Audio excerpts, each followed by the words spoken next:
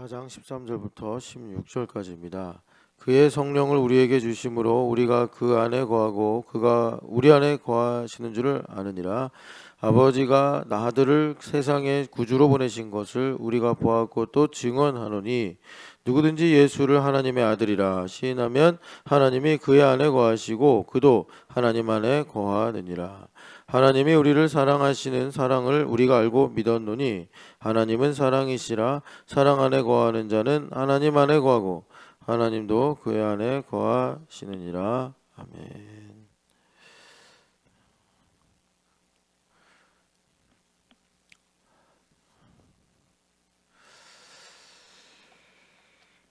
아,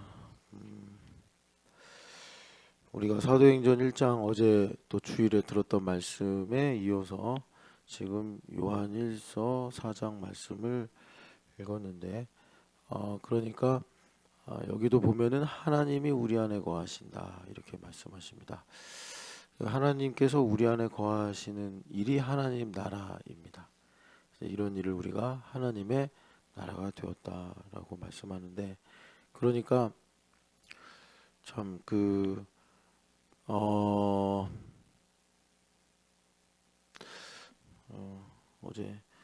어제 김경찬 형제를 만났는데 경찬 형제가 사실 별로 이렇게 질문을 많이 안 합니다. 질문을 잘 안 하는데 아마 고민이 많이 됐나 봐요. 그것 중에 하나가, 옛날에는 그런 이제 광화문에서 태극기 집회를 하면 이제 대명사가 전광훈 이제 목사님이었잖아요.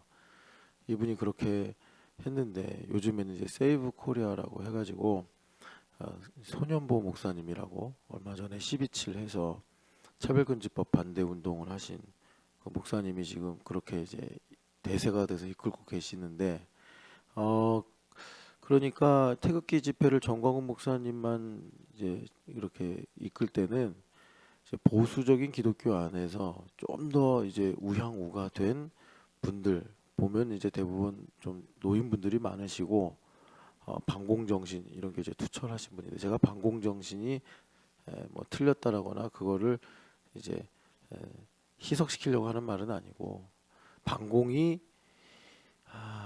복음은 아니잖아요. 그러니까 너무 반공을 강조하면 우리가 반공하려고 교회 다니나 뭐 이렇게 되는데, 그러니까 다 이게 이제 말하자면 율법과 은혜의 문제인데, 우리가 이제 교회가 돼서 사는 성도로서 가장 기본적인 게 율법과 은혜를 그러니까 어느 정도 소화를 해야 되는데, 율법과 은혜가 소화가 안 되니까 이제 반공이라는 걸 가지고 이제 복음인 것처럼 너무 도가 지나친 이런 이제 문제가 생기는 거예요. 제가 이렇게 이제 말하면 그럼 엄 목사는 뭐 친공이냐 뭐 이런 분명히 또 그렇게 나올 텐데, 그냥 그런 사람들하고 말하고도 싶진 않고. 근데 여하튼간에 그런데 최근에 이제 손현보 목사님, 뭐 전한길 강사 뭐 이런 사람들이 이제 세이브 코리아 집회를 이끌면서 거의 이제 보수 전체가 이제 그런 어떤 탄핵 반대 목소리를 내면서 광장으로 이제 나갔단 말이죠. 이제 이런 게 상당히 고민이 되고 부담이 된다, 이런 의견을 얘기하더라고요. 근데 저는 일단 먼저 말씀드리면, 지금 미국도 그렇잖아요. 얼마 전에 트럼프 대통령이 국회 연설을 하는데 진짜 우리나라에서 하는 것처럼 민주당은 이제 뭐 보이콧하는 팻말을 들고 아무도 안 듣더라고요. 자리에서 일어나지도 않고 반응도 안 하고. 우리나라랑 똑같더라고요. 그래서 세계가 이렇게 돌아가는구나.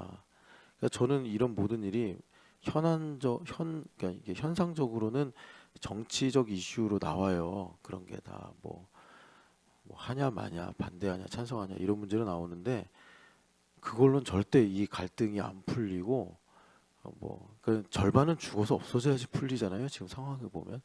예, 그러니까 극단적으로 가고 있고, 나는 이런 부분에서 가장 큰 책임은 정치인이라고 생각하고, 이제 본질적인 책임은 목사들에게 있다. 이제 교회가 제대로 세워져 있지 않아서 이제 이런 극단적인 결과가 나오는 거다 이렇게 생각하고, 이 핵심은 저는 감수성이라고 생각합니다. 감수성. 그러니까 보통 이제 감수성은 틀리냐 맞냐 이전에 레토릭에 의해서 결정되거든요. 그래서 이 감수성을 가지고 진리를 말할 수 있어야 되는데,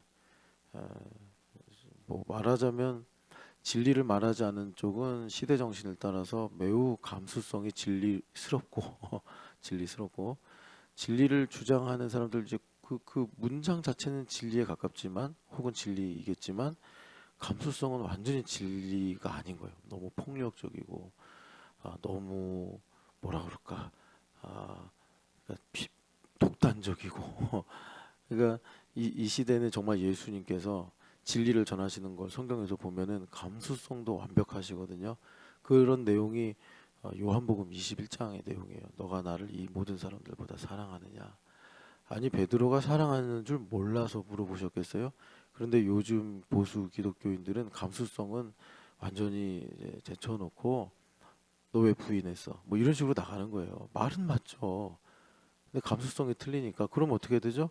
베드로 제자로 세워질 수 없는 거예요. 그러니까 예수님께서 참 이런 분이시구나 우리가 알고 이 복음이라는 거는 말씀과 진리와 조금 개념이 달라요. 본질은 같은데 복음은 시대 정신을 따라서 상황을 따라서 하나님께서 진리를 계시하시는 게 복음이거든요. 예, 그래서 어떨 때는 바벨론에서 정착하라가 복음이 되기도 하고 어떨 때는 바벨론을 떠나라가 복음이 되기도 하는 거예요. 그런데 이런 복음을 우리가 이제 진리로 들으려면 그 전하려면 이제 감수성에 맞게 해야 된다. 그래서 결과적으로는 뭐냐면 여러분 그 예수님께서 이런 말씀하셨잖아요. 예면 예, 아니오면 아니오 하라. 정말 이 산상설교에 있는 이 말씀을 잘 묵상하셔서 어느 쪽도 반대하면 안 되고 어느 쪽도 찬성하면 안 돼. 그렇게 되면은 약간 좀 박쥐 같은 모양새가 되긴 하는데 박쥐가 되자는 게 아니라 여기 붙었다 저기 붙었다 하자는 게 아니라 진리를 붙잡자라는 겁니다. 그래서 진리는 뭐냐면 그 나라도 우리나라가 아니고 저 나라도 우리나라가 아니고 말하자면 뭐 건국절이 상해 임시정부에 뿌리를 두고 있느냐 1948년에 두고 있느냐 우리는 뭐 상해 임시정부면은 그렇게 우리 독립운동의 정신을 이어받아서 좋은 거고 그리고 1948년이면은 이제 헌법을 세우면서 하나님께서 자유민주주의 나라를 세우셔서 그것도 좋은 거고 이렇게 되는 거예요. 그러니까 이런 우리가 분명한 이제 어떤 가치를 갖고 살려면 그냥 이 말도 맞고 저 말도 맞고 이방원처럼 하여가 부르면서 이런들 어떠하리 저런들 어떠하리 이렇게 하자는 게 아니고 변하지 않고 영원한 진리인 하나님 나라를 지금 붙잡아야 될 때다. 그래서 하나님 나라를 열심히 파야 된다 지금. 그래야지 대한민국도 살리고 또 진보적인 이제 목소리나 가치를 주장하시는 분들의 마음도 이해하고 이제 이렇게 되는 거죠.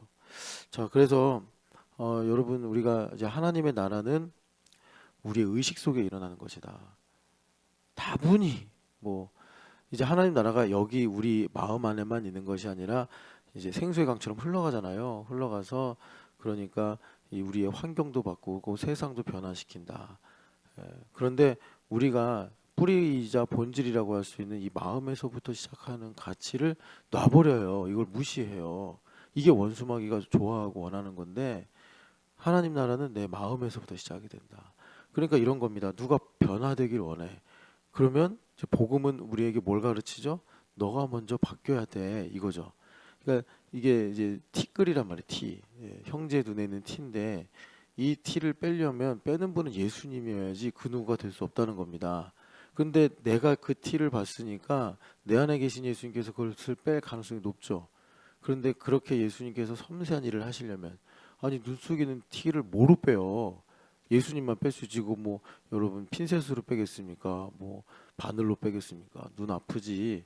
그러니까 예수님께서 빼셔야 되는데 그러면 나로부터 예수님 나가셔야 된단 말이에요.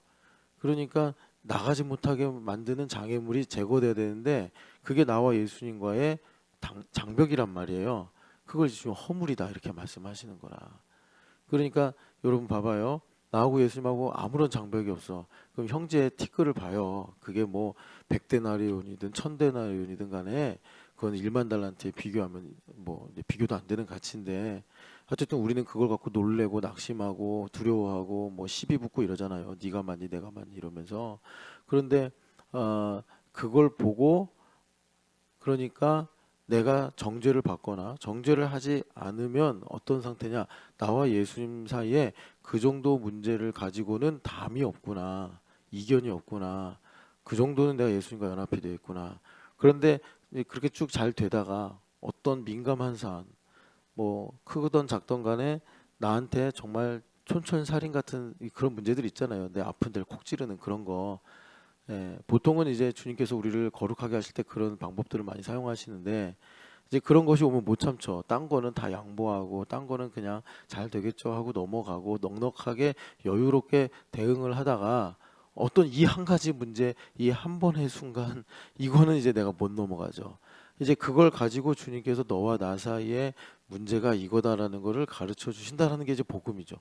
그게 복음이에요. 그래서 이 문제를 가지고 이제 주님 앞에서 내가 회개하고 나를 청찰하고 그래서 예수님으로 만족이 되는 수준에 이르러 내가 자유하게 될 때 그 문제를 봐도 내가 정죄도 받지 않고 속상하거나 두렵거나 뭐 이랬니 저랬니 그런 게 이제 눈녹듯이 사라질 쯤에 될 때 그때 내 안에 계신 예수님께서 나가셔서 마침내 그 눈의 티끌을 뽑아 주신다. 이제 그것이 천국 복음이라는 것입니다. 그러니까 하나님 나라는 내 안에서 시작이 되는 것이고 다시 말해서 나를 바꿔서 주님께서 세상을 복되게 하시는 거란 말이에요. 그래서 우리가 이걸 잘 알아야 된다. 하나님 나라는 내 안에서 시작이 되는 것이다.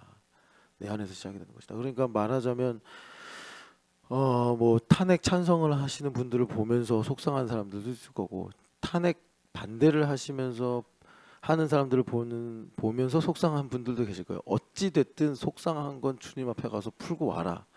그걸 가지고 뭐 탄핵 찬성이 이래서 잘못됐니, 탄핵 반대가 이래서 잘못됐니 해봐야 내 입만 아프고 죄만 쌓이고 주님과만 멀어진다. 완전히 손해 본다.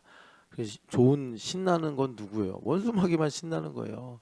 그러니까 우리가 이런 모든 부분에서 뭐가 드러나는 거냐면 나의 삶의 우선순위가 누구냐. 우선순위는 참 중요하잖아요. 왜냐하면 우리가 예수님을 주인이라고 부르기 때문에. 그래서 모든 상황 속에서 어떤 문제든 간에 나와 예수님과의 관계가 1번이란 말이에요. 1번. 그런데 예수님은 나에게 근심을 주시거나 뭐 낙심을 주시거나 슬픔을 주시거나 그런 분이 아니란 말이에요. 그러니까 그런 일들이 나에게 일어나면 어둠을 드러내시는구나. 우린 죽을 때까지 회개해야 돼요. 그러니까 바울 사도도 유언하실 때 뭐라 그랬어요? 내가 선한 싸움을 다 싸우고 죽을 때까지 그러니까 죽기 직전이니까 이런 말씀하시는 거예요. 이제 내가 하나님 앞에 전제와 같이 부어졌다. 이 전제라는 거는 이 제사 중에 마지막 순서인데 완전히 헌신되는 건데 자기가 이제 로마 감옥에서 이제 죽을 날이 왔다. 뭐 그 바로 직전 날에 쓰셨는지 한 달 전에 그 말씀을 쓰셨는지 모르겠는데 바울 사도가 그런 고백을 하시면서 뭐 하신 말씀이 선한 싸움을 다 싸우고 그러니까 맨날 싸웠다는 거예요. 맨날 씨름했다는 거예요. 이분이 피하지 않았다라는 거예요. 외면하지 않았다라는 거예요. 그리고 달려갈 길을 마치고 멈춘 적이 없다는 거예요. 매일마다 예수님 나의 표대가 되셔서 나는 그분을 향해 달려갔다. 그런데 이제 여러분 실제로 한번 뛰어보시면 알겠지만 뛰는 건 너무 힘들어. 걷는 것이 좋고 걷는 것보다 좋은 건 누워 있는 게 좋은 건데 아니 믿음이라는 게 맨날 달리라네. 그러니까 달리는 게 핵심이 아니고 그만큼 예수님 사랑스러워야 되는 거예요. 예수님 너무나 사랑스럽고 존경스럽고 그러면 그냥 주님이 보이면 달려가요. 달려가 막. 근데 여기도 좋고 예수님도 좋으면 좀 이따 갈게요. 오늘은 좀 여기서 볼 것도 보고 또 생각하고도 생각하고 할 일도 하고 그러다 주님 가겠습니다. 이제 이렇게 사는 거죠. 그러니까 이제 바울 사도의 심정이 어떤 것인가 이걸 이제 우리가 알 수가 있게 되는데 이제 핵심은 뭐냐면 하나님 나라는 내 안에서 이루어지기 시작한다. 내 안에서. 그래서 하나님의 꿈이자 성령 예수님의 간절한 소원이 뭐죠? 성령 하나님 내 안에 오게 하시는 거예요. 그래야지 오늘 말씀에 하나님 우리 안에 거하신다. 요한복음에 보면은 우리가 너를 거처로 삼으리라. 이걸 이제 정점으로 딱 찍어서 이루시는 일이 성령 하나님을 우리 안에 이제 보내시는 일이더라라는 것입니다. 그래서 여러분 다시 한번 말씀드리지만 우리 시대에 구원받는 지표 이거 뭐냐면 성령 하나님을 잘 믿는 것이다.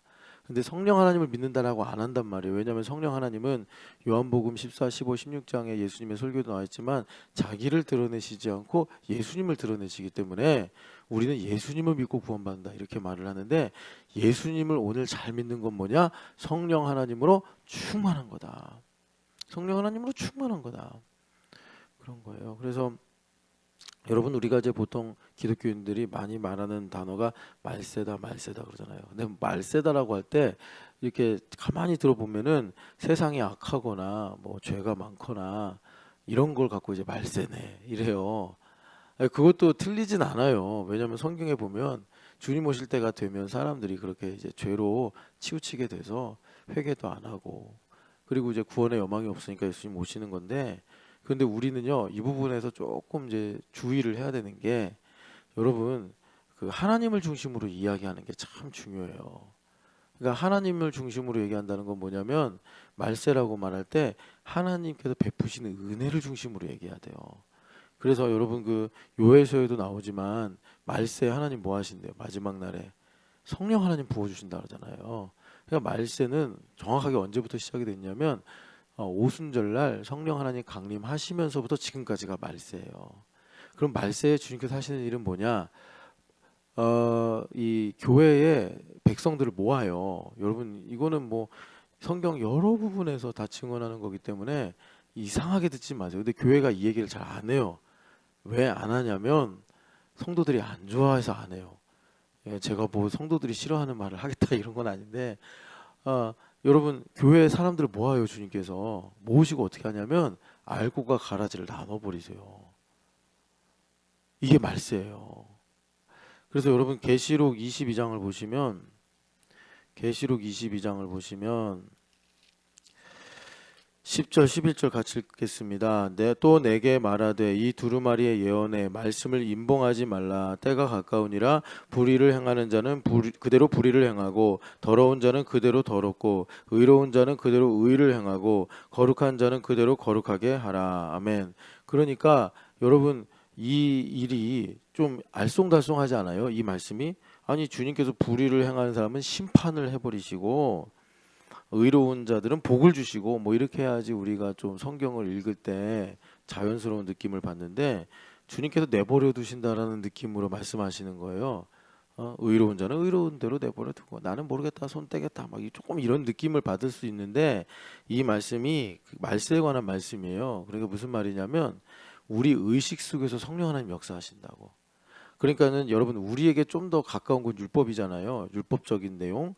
율법적으로 보면 불의를 행하는 자는 구약의 말씀처럼 하나님께서 재앙을 내리시고 막 심판하시고 그래서 얘네들이 막 으악하고 뭐 혼을 나든지 회개하든지 이렇게 만들어 버리시고 그리고 이제 의로운 자들은 승리하게 하시고 복을 주셔서 봐라 내가 이렇게 의로우니까 하나님께서 나에게 이렇게 복을 주시지 않냐 이런 것이 우리에게 딱 맞단 말이에요. 뭐 말하자면 권선징악, 뭐 인과응보 이런 게 우리한테 딱 맞아 들어가는데 하나님께서 이 말세에 대한 이제 이 현상을 지금 이제 계시록 22장에 이제 정리를 하시면서 말씀하시기를 불의를 행하는 자는 그대로 불의를 행하게 하시고 더러운 자는 그대로 더럽게 해버리고 의로운 자는 그대로 의를 행하고 거룩한 자들은 그대로 거룩하게 행하게 하겠다 이렇게 이제 말씀하시는 거예요. 이 말씀 뭐냐면 여러분 이렇게 되는 이유는 무엇이냐? 그것은 하나님의 나라가 우리 안에 의식 속에 일어나기 때문에 그래요. 그래서 여러분 이 말씀과 똑같은 내용이 뭐냐면 마태복음 7장 20절 이하 보면은 열매로 알리라 그러시면서 어떤 사람들이 나오냐? 이건 비유가 아닙니다. 양과 염소의 비유 아니고 마태복음 25장의 달란트는 비유고 열처녀는 비유인데 임금이 오셔서 양과 염소를 나누는 것은 사실이에요. 그런데 그게 이제 미래의 역사이기 때문에 우리가 비유처럼 듣는데 주님께서 말세 그런 일을 하신다고. 그러니까 이제 주님께서 그런 내용들을 마태복음에서 많이 말씀하시는데 7장에 보면 주님께서 그러잖아요. 주여 주여 하면서 누가 그러죠? 저희가 귀신도 쫓아냈고 뭐 선지자 노릇도 했고 뭐 많은 권능을 행하였습니다. 그런데 주님께서 그대로 둬버려서 그들이 결국은 구원받지 못하고 그러니까 불법을 행하는 자들아 나라에게서 떠나가라라는 그런 이제 말씀을 듣는 거죠. 하나님의 나라가 내 의식 속에 있다고. 내 의식 속에. 그래서 여러분 정말 중요한 건 뭐냐? 귀신을 쫓아내냐 이게 중요한 게 아니에요. 권능을 행했냐 그게 중요한 게 아니에요. 우리는 여러분 지금 이제 권능을 행하고 귀신을 쫓아내고 선지자 노릇하는 거는 지금 우리 신촌연합교회 정황에서 직접 연결 안 되죠. 뭐 우리가 여러분 귀신 쫓아내는 사역하는 것도 아니고 우리가 권능을 행하면서 이렇게 하는 거 아니잖아요. 그냥 교회 봉사하고 예배하고 교제하고 이렇게 사는 거 아닙니까? 그러니까 여러분들이 그런 말들을 2000년 전에 유대인들이 생각했던 신앙의 최고의 가치, 이거면 틀림없이 저 사람은 뭐 마음의 할례를 받았거나 하나님의 백성이거나 하나님의 종이다라고 생각할 만한 것들, 그런 것들이 이제 귀신을 쫓아내는 권능, 혹은 이제 선지자 행위하는 거, 그리고 이제 이 유대인들은 표적을 구한다 그러잖아요. 그러니까 많은 권능을 행하는 거. 그러면 유대인들의 세계관에서는 참이다 그런단 말이에요. 예. 그러니까 여러분들 각자가 참이다라고 생각하는 그런 게 있다고.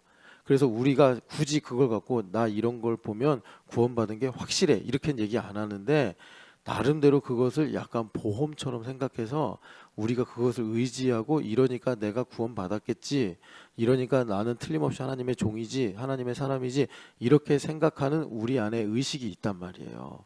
의식이 있어요. 근데 예수님 이제 불편하신 것은 그걸 깨고 들어오시기 때문에, 그걸 깨고 들어오시는 경향이 있으세요, 주님께서.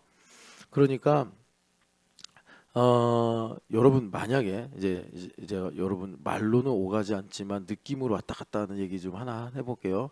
그러니까 내가 그런 심보를 가지고 있어. 내가 교사기 때문에, 내가 목사기 때문에 내가 지금 새벽에 이렇게 설교를 하고 있고 내가 주일마다 아이들 가르치고 있는 걸 보면, 그러니까 내가 구원받은 게 분명하겠지? 이제 이런 생각을 가지고 사는 사람은 1번 남의 허물을 보면 정죄를 합니다. 그걸 구원의 근거로 삼은 사람들은 남의 허물을 보면 정죄를 해요. 못 넘어가요. 그거 절대로 찔러요. 예. 그러니까 여러분들 이런 것들 되게 중요하게 보셔야 돼요. 그리고 이제 찌르면 사실 보이잖아요. 예. 그러니까는 보이게 들리게 하는 거는 그 사람도 이게 찌르는 걸 알고 상대방도 알기 때문에 그래도 희망이 있어요. 그리고 그 사람이 그렇게 이제 대놓고 찌르고 이러는 거 보면, 물론 이제 진심으로 그러면 그것도 문제가 되겠지만, 약간 좀 이제 들으라는 식으로 장난스럽게 그렇게 하는 것들은 그래도 다뤄질 수 있어. 그게 별로 그렇게 좋은 얘기는 아니지만, 그런데 속으로 찌르고 있어. 속으로 절대 안 드러내. 이게 현대인들이 지식을 가지고 그렇게 말하자면 지식의 전신갑주를 입는 거예요. 우리는 하나님의 전신갑주를 입어야 되는데 거북이 등딱지처럼 지식의 전신갑주를 입어가지고 이거 속내 안 드러나게 차단하고 딱 방어하고 뭐 이렇게 하는 거, 은폐 한다고 군대에서 그러는데, 은폐술 엄폐술이 엄청 좋아져요. 모르죠. 뭐 여러분, 제가 목사지만 제가 여러분들에게 어떤 것을 말하고 얘기할 때 그냥 보이고 들리는 것을 가지고 기도하면서 성령 하나님께서 인도하시는 기회를 따라 말하지, 뭐 제가 관심법을 가지고 박효진 네 속이 이렇구나 절대 그렇지 않단 말이에요. 네 안에 마구니가 있구나 그렇게 안 한단 말이에요. 제가 어떻게 알아요 그런지 저런지. 그런데 이제 한 몇 년 이상 같이 지내다 보면 박효진이 이런 마음 갖고 있구나, 이런 거는 뭐 인지상정으로 우리가 아니까 그런 걸 갖고 이제 기도하면서 하나님의 지도를 받는 거죠. 그런데 여러분 이제 그러니까 우리 안에 그런 심보, 그러니까 마태복음 7장 22절로 돌아가서 우리가 지금 듣고 있는 겁니다. 지금 왜냐하면 우리는 불의를 행하고 더러운 일을 행할 때 돌이켜야 되는데, 말세에 하나님께서 통치하시는 방법이 불의를 행하는 자는 그냥 계속 불의를 행하게 하겠고, 더러운 일을 행하는 자는 계속 더러운 일을 행하게 하신다는 거예요. 자기 중심으로 사는 사람은 그냥 자기 중심으로 살게 하신다는 거예요. 우린 이렇게 가면 안 되잖아요. 예? 제가 거짓의 목회를 하고 있으면 돌이켜서 참된 목회를 해야 되지 않습니까? 그런데 하나님께서 지금 하나님 나라의 일을 말씀하시는데, 거짓 목회하면 너는 계속 거짓 목회하게 해줄게. 귀신 쫓아내든 네가 선지자 노릇을 하든 네가 권능을 행하든 그냥 너는 그렇게 그냥 살아라. 주님 그러시겠다는 거예요. 통치 원리가. 그러니까 구원받은 사람은 이 말을 듣고 어떡하겠어요. 주님 저희 그대로 두시면 안 됩니다 하면서 돌이켜달라고 기도하지 않겠습니까? 그러니까 아까 전에 이제 우리가 했던 말들로 정리를 하면, 마태복음 7장에 나오는 사람들처럼 내가 교사를 하니까, 내가 목사를 하니까, 내가 교회에서 이런 봉사를 하니까, 그런 게 다 여러분 성경을 보면 다 권능이 나가는 거란 말이에요. 우리가 착각하면 안 돼요. 내가 잘하니까, 능력이 있으니까, 내가 성실하니까 내가 그런 봉사를 하고 그러는 게 아니고, 사실은 성령 하나님께서 율법적으로 보면은 다 비슷하게 일을 하는 것 같지만 나를 통해서 예수님의 몸된 교회를 세우는 신령한 능력이 나가게 하시는 거란 말이에요. 그걸 권능이다라고 말할 때 물론 거기서 이제 죽은 사람도 살아날 수 있고 그러다 보면은 이제 죄인도 돌아올 수 있고 문제도 해결될 수 있는 결과들이 오겠지만 권능이라고 할 때 가장 그 본질적인 내용은 뭐냐면 그런 일을 하면서 내 영혼의 등불을 밝히사 나를 성찰하게 하신다는 거예요. 그래서 나로 사실 여기 11절에 있는 말씀 뭐냐면 불의에서 돌아오게 하시고 그리고 더러운 데서 돌아오게 하셔서 나로 의롭고 거룩하게 하시는 것이 그 성령이 너에게 임하시면 너희가 권능을 받아 이제 여기서 주님께서 그런 일들을 하시는 것입니다. 그래서 내가 변화되고 내가 새로워지고 내가 온전해져야지 말하자면 성령 하나님께서 나로부터 나가서 죽은 사람을 살리든지 나가셔서 문제를 해결하시든지 해가지고 하나님의 영광이 나타나는 거 아니겠어요? 여러분 그렇게 복된 인생 살아가시기를 축복합니다.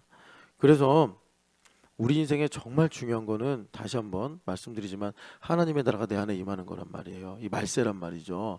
주님께서 알곡과 쭉정이를 나누는 일을 하신다니까요. 계시록 봐봐요. 예리한 낫을 가지고 한 곳에서는 주님께서 곡식을 거둬들이시고 한 곳에서는 포도주 틀을 밟으시잖아요.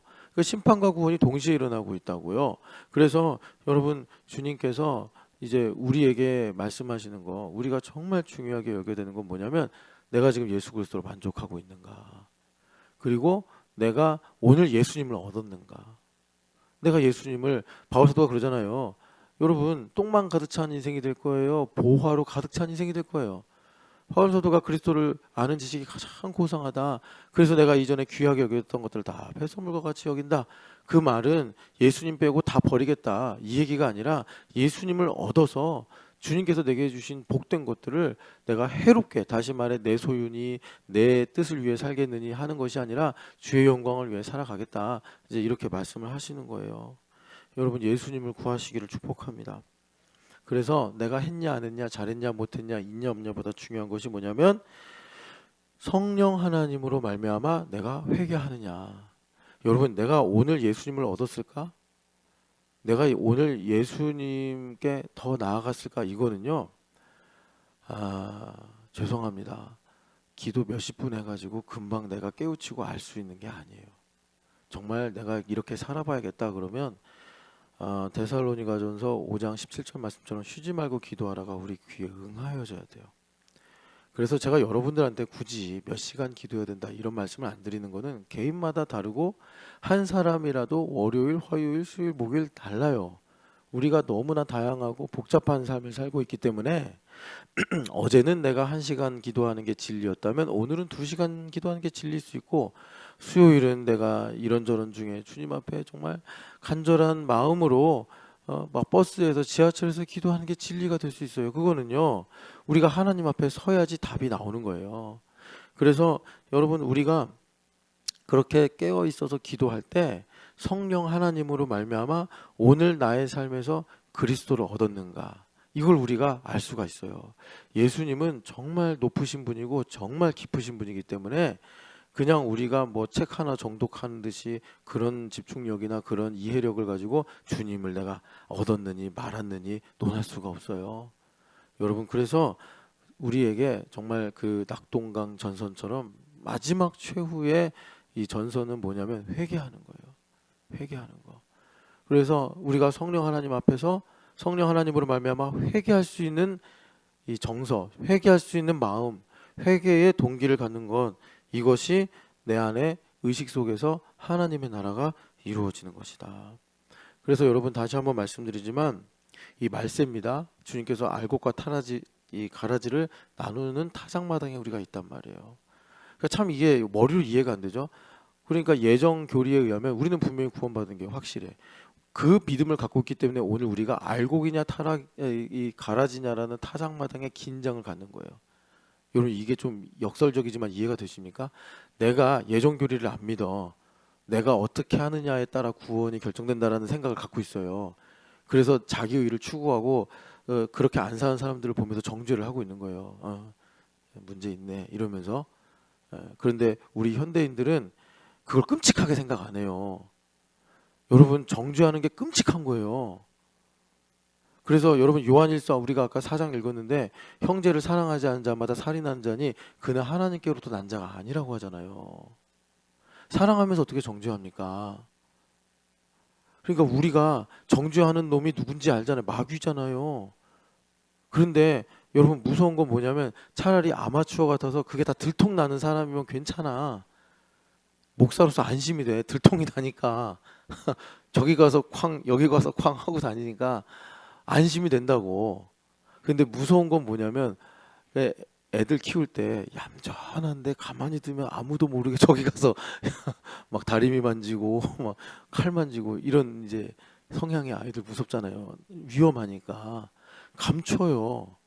감춰. 하나님의 전신갑주를 입어야 되는데 지식의 전신갑주를 입어서 감춰요. 예.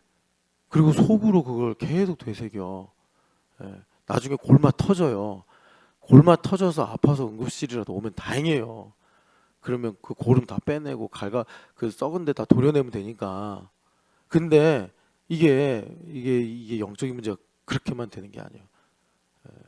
그러니까 여러분 이 지식이라는 게 얼마나 또 우리한테 유용하기도 하지만 매우 이게 또 치명적이 될 수 있다는 것도 여러분 잘 아시고 그래서 여러분 그 타작마당에 긴장을 갖는데 내가 구원의 이 여부를 결정한다.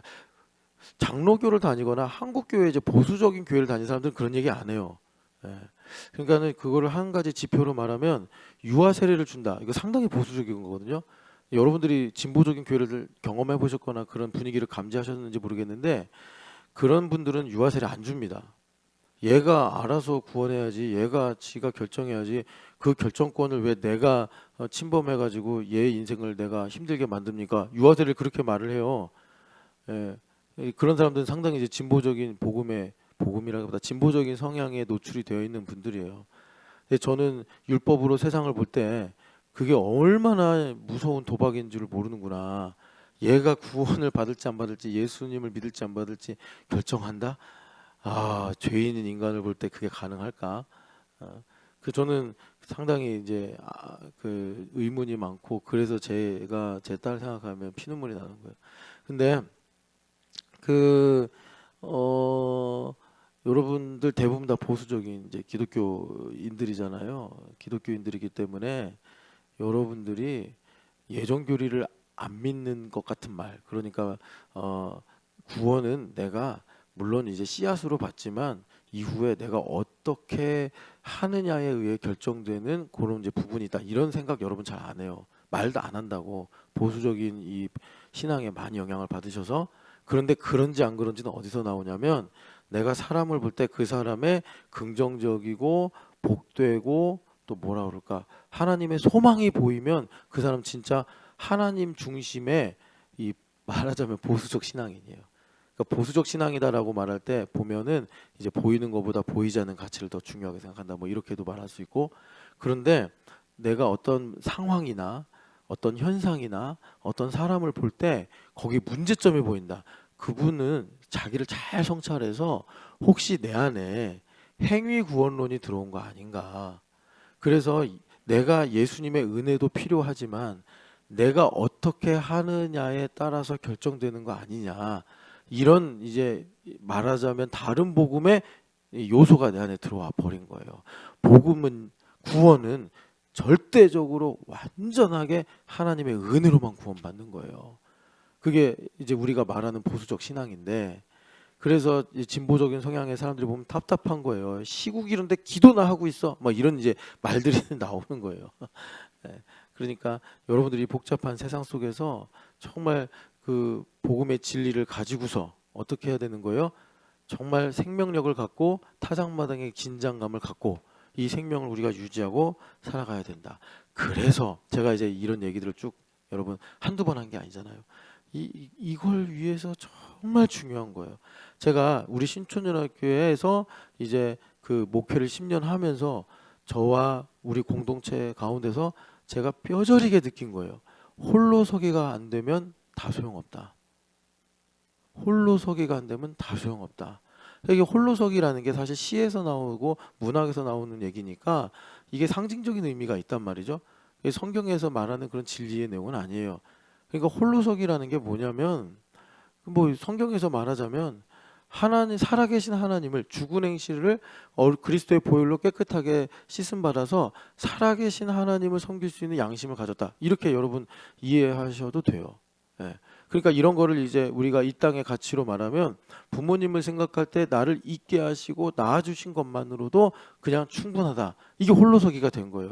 그 이후로 뭐 더해줬네 잘해줬네 이걸로 또 들어가면 아직 내가 종속돼 있는 거고 매여 있는 거고 같이 있는 게 갇혀 있는 게 돼버리더라.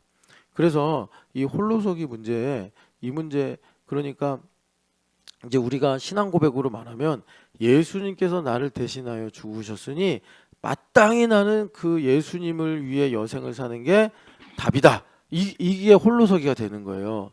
그런데 홀로서기가 안 되면 예수님께서 나를 위해 대신 고난당하시고 죽으신 건 알겠는데 지금 이 문제는 내가 속상하니까 기분 나빠서 지금 얘기하고 싶지 않아요. 그러면 이 사람 홀로서기가 안 돼서 그러니까 원래 여러분 이제 수학으로 말하면 이해가 잘 되잖아요.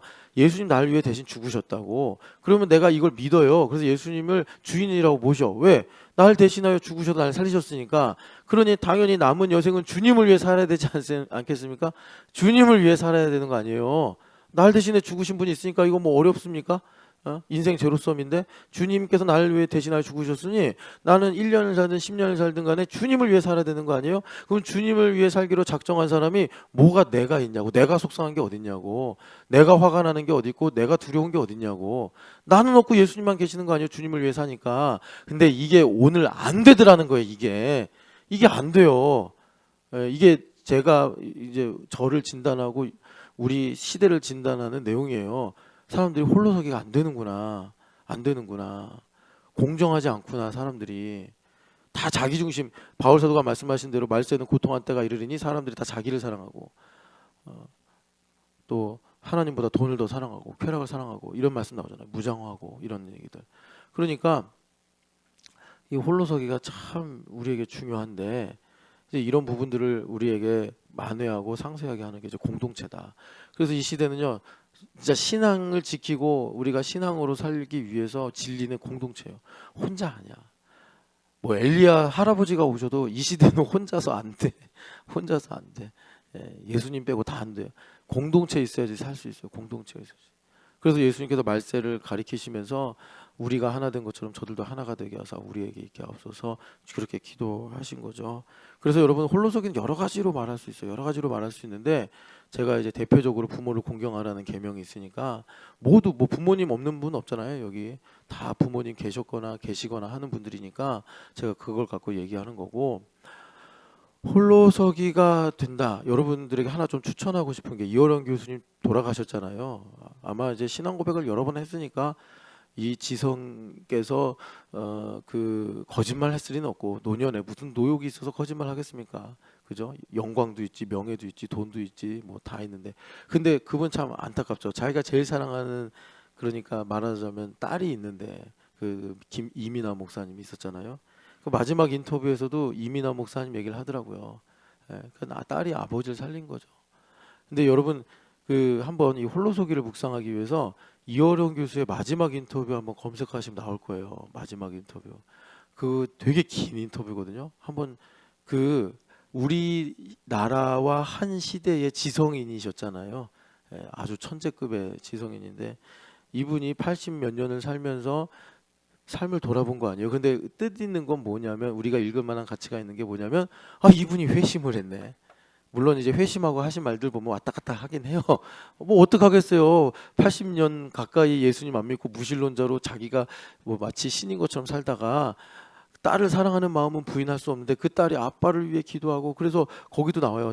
딸을 추억하는 이분도 암으로 돌아가셨나 그럴 거야 아마. 근데 딸도 이제 암으로 돌아갔잖아요. 그래서 이제 길면 6개월, 짧으면 3개월. 그랬을 때 딸하고 이제 긴밀히 가까이 지내는데 이 딸이 어느 아침에 딱 일어나서 아빠 나 다 나았어. 막 이제 이런 말들 이게 다 하나하나 복음이었던 거예요. 이 아버지한테. 아버지한테 하나하나. 그러니까 그 뭐 이제 의사는 너무 안타까우니까 너무 걱정을 해서 이제 환자인 이민아 목사님한테 뭐 이제 병세를 설명하면 딸은 뭐 너무나 하나님 나 다 고쳐주실 거예요. 막 이게 뭐 과대망상이거나 아니면 허세를 부린 게 아니라 정말 신앙으로 실존적인 고백을 한 거라. 그러니까는 여러분 이어령 교수를 지식으로 설득해서 누가 전도를 해요? 이 지성을 전도 못하죠. 그분 그냥 농담을 해도 진짜 뭐 예수님만큼은 아니지만 어떻게 사람이 저렇게 말을 하지 하는 그런, 어떻게 저런 통찰이 있지, 어떻게 저런 관점이 있지 하는 그런 지성인데 딸을 통해서 하나님께서 어둠을 뚫고 그냥 들어가 버리시네. 야, 인생이라는 게 이런 거예요. 그래서 이분이 그 마지막 인터뷰에 죽음과 생명에 대해서, 이제 자기 마지막 인터뷰니까 죽음과 생명에 대해서 이렇게 말씀을 하시더라고. 그러니까 홀로서기는 뭐냐면 죽음과 생명은 같은 거구나, 이걸 알면 홀로서기가 되는 거예요. 홀로서기가 안 되면 죽는 걸 두려워해요. 죽는 걸 두려워하는 사람은 내가 가지고 있는 걸 잃어버리는 걸 되게 두려워해요. 그런데 여러분, 예수님께서 어떻게 하셨대요? 한평생 죽기를 두려워요 종노릇하는 우리에게 그가 죽음으로 우리를 자유케 하셨다는데, 우리가 아직도 죽음과 생명이 하나라는 것을 모르고 죽음을 두려워하면서 말이죠, 오히려 죽음의 삶을 살고 있으면 어떡합니까? 그러니까 이제 그 죽음에 갇혀 있으면 이런 말이 나오는 거예요. 기도해야지. 시간이 없어 기도 못해요. 피곤해서 기도 못해요. 바빠서 기도 못해요. 이런 얘기가 나오는 거예요. 그게 지금 내가 앵무새처럼 나는 죽음에 갇혀 있습니다, 나는 죽음에 갇혀 있습니다 라는 말을 하고 있는 줄 모르고 그냥 이 현상 이면의 세계를 모르니까 바쁘니까 기도 못하고, 야근하니까 기도 못하고, 이러니까 기도 못하고, 저러니까 기도 못하고. 여러분 한번 내일 죽는다 치고 나 얼마나 기도했는지 계산 좀 해봐요. 나 얼마나 기도했는지.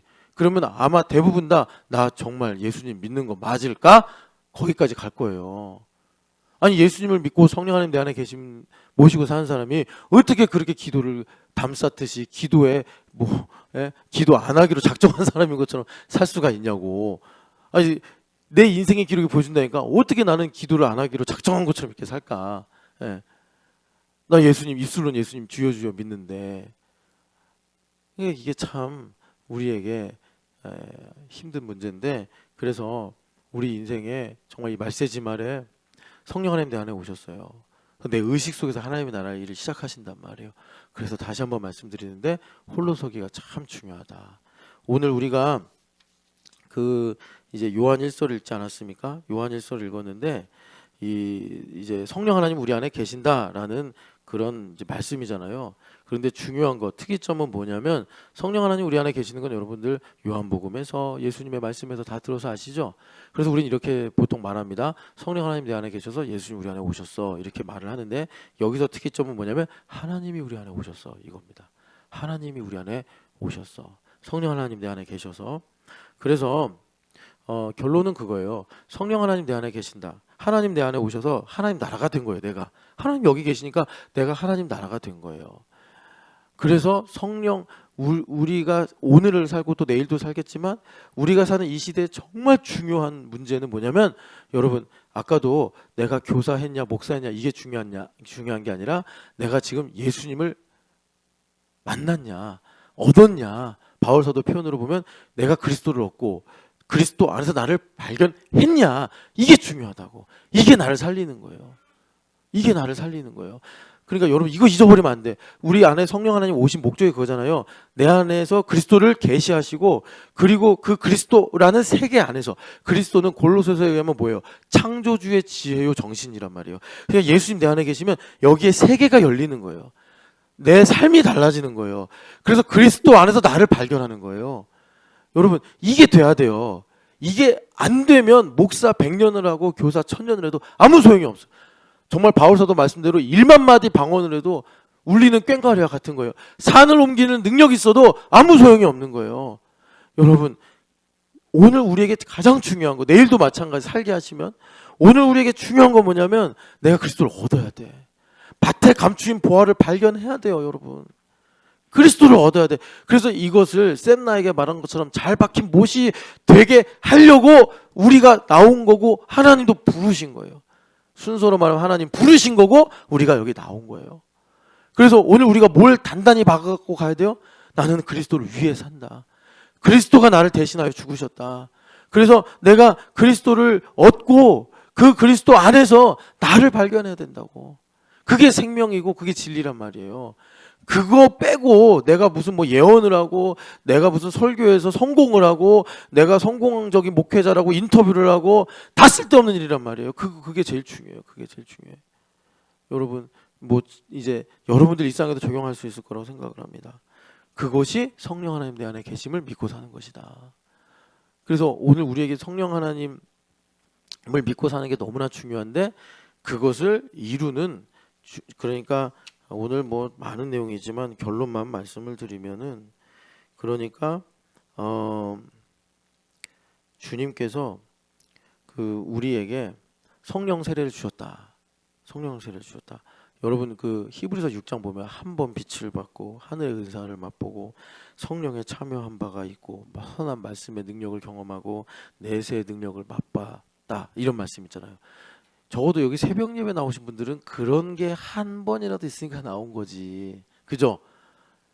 그런데 여러분 이 말씀을 희망적으로 들으시기를 바랍니다. 그러니까 우리 성령 세례 받은 거 맞다고. 그 성령 하나님 역사 아니면 교회됨 40일 완주하고, 물론 완주 안 했다고 또 그건 아닌데 그게 보통 일입니까? 그 얼마나 바쁘고 힘든데 그 손도 아프고 시간도 없고 그러는데 여러분 하늘의 은사를 맛봤으니까 교회에서 봉사도 하고 이러는 거 아니겠어요? 여러분들 성령 하나님의 참여한 바가 돼서 성찬식도 먹고 그러는 거 아닙니까? 그러니까 여러분 성령 세례 받은 거 맞다고. 그러니까 성령 세례를 받았으면 우리에게 무슨 뜻이냐면 그러니까 우리 교회에 붙어있는 가지가 맞다고. 붙어있는 가지가. 그러니까 그러면 우리에게 주님께서 말씀하시는 거 뭐냐? 성령으로 충만하라라는 말씀을 약속이자 명령으로 주신단 말이에요. 약속이자 명령으로. 그래서 우리가 바로 이제 신촌연합교회다. 나는 포도나무다. 주님께서 그러셨잖아요. 나는 참 포도나무요. 너희는 가지라. 그러니까 우리도 참 포도나무요. 그 참 포도나무가 뭐예요? 2025년 뭐 여기가 이제 뭐 북위 6.5도 125-27번지에 있는 신촌연합교회다. 주님 그러시는 거예요. 그래서 여러분 이 교회가 말하자면 내가 교회가 되어서 사는 것이 성령 충만이다. 그럼 이제 교회가 되는 거는 나에게 그러니까 어떤 일이냐? 그건 여러분들이 그러니까 이제 홀로서기가 돼서 내 안에 말씀하신 성령 하나님의 음성을 듣고 자유롭게 사셔야 된단 말이에요. 자, 요것만 하고 마칠게요. 사실 오늘 갈라디아서를 좀 파야 되는데 무슨 말이냐면 갈라디아서 주제가 우리 안에 계신 성령 하나님이잖아요. 그게 구원의 보증이다 이런 내용인데 그러니까 바울 사도가 이러신단 말이에요. 너희는 성령으로 살지 않았냐. 성령으로 살았다는 게 뭐냐면 성령 세례를 받았다는 건데 그 말은 뭐예요? 갈라디아 지방에 가서 비시디아 안디옥이라는 도시에 가가지고 바울 사도가 복음을 전하실 때 그들이 너무나 준비된 마음이 있었던 거예요. 그 당시 그 시점에 그 현장에 준비된 마음이 있어가지고 마치 마른 섭에 불을 붙이듯이 바울 사도가 형제들아 그랬더니 심령이 뜨거워져서 그들이 바울 사도에게 눈이라도 빼줄 만큼 그런 어떤 이 사랑을 그 고백을 하면서 하나님 나라를 막 침노했단 말이에요. 그 순간. 그런데 이제 바울 사도 떠나시고 갈라디아 교회 성도들이 이렇게 모여 있는데 문제가 생긴 거예요. 제 생각엔 두 가지 같아요. 갈라디아서 본문을 보면 첫 번째는 뭐냐면 이분들이 우리들처럼 이제 예수님을 만났어요. 신촌역에 처음 왔어. 그러니까 막 성령 충만하고 너무나 좋아. 그런데 여러분 하나님은 가만히 계시는 분이 아니라 일을 하시는 분이잖아요. 그러니까 이분들이 지나가면서 이제 어둠이 드러나는 문제들이 나오는 거예요. 깊은 어두움, 내 힘으로 살려고 하는 거, 내 어떤 이 현상적으로 드러나는 문제 뿌리들 이런 걸 하나님 드러내시는 거예요. 그러니까 이들이 정죄를 받기 시작하는 거죠. 뭐 다시 우상에게로 돌아가거나 아니면 하나님을 향한 열심히 씻거나 뭐 이런 문제가 생겼거나 그런 문제가 생기면 반드시 따라오는 문제인데 분열과 다툼의 문제가 생긴 거예요. 그래서 갈라디아서 5장 26절 보면 헛된 시기와 질투로 싸우지 말아라 이런 말을 한다고. 그러니까는 교회에 이런 이제 갈등이 생기는데 아까도 말씀드렸지만 지식의 전신갑주를 입은 사람들은 하나님의 전신갑주가 아니라 지식의 전신갑주를 입은 사람은 속으로 싸워. 속으로 뭐 그러지도 마요. 지식의 전신갑주 입고 서로 사랑하고 긍휼히 여기고 살아야지. 이러니 저러니 그러지 말라고. 그런데 그런 일들의 이제 뿌리가 내 힘으로 살려고 하니까 허물이 크게 이제 보이는 것들이라. 그래서 어떤 사람이 그 문제를 해결하겠다고 할례를 받아라 이랬단 말이야. 할례를 받아라. 할례를 받아라. 그런데 바울 사도가 보아하니 이 갈라디아 교인들이 그걸로 막 들어가네. 다른 복음으로.